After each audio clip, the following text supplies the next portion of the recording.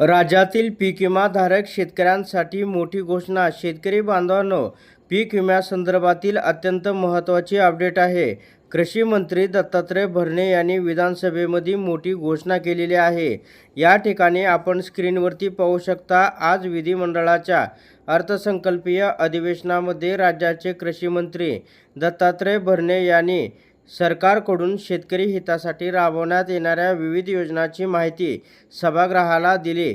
तसेच वन्य प्राण्यामुळे होणाऱ्या पीक नुकसानीचीही पीक विमा देण्याबाबतची कार्यवाही प्रस्तावित असल्याची माहिती त्यांनी सभागृहास दिलेली आहे. याच्यामुळे पीक विमा नुकसान भरपाई ही शेतकऱ्यांना वन्य प्राण्यामुळे होणाऱ्या नुकसानाची सुद्धा मिळणार असल्याचं सुद्धा या ठिकाणी सांगण्यात आलेलं आहे. शेतकरी बांधवांनो, खरीप पीक विम्याचं तुम्ही जर या ठिकाणी पीक विमा भरला असेल आणि तुम्हाला बेनिफिशरी स्टेटस पाहायचा असेल तर PMFBYच्या अधिकृत संकेतस्थळाला भेट द्या. या ठिकाणी आल्यानंतर तुम्हाला ॲप्लिकेशन स्टेटसवरती इथं क्लिक करायचं आहे. इथं क्लिक केल्यानंतर तुमच्यासमोर नवीन पेज उघडेल. तो म्हणजे असा, पीक विमा भरताना जो तुम्ही पॉलिसी ID म्हणजे अर्ज क्रमांक असतो, पॉलिसी ID तो तुम्हाला याच्यावरती इथं एंटर करायचा आहे. पावतीवर तुम्हाला मिळेल.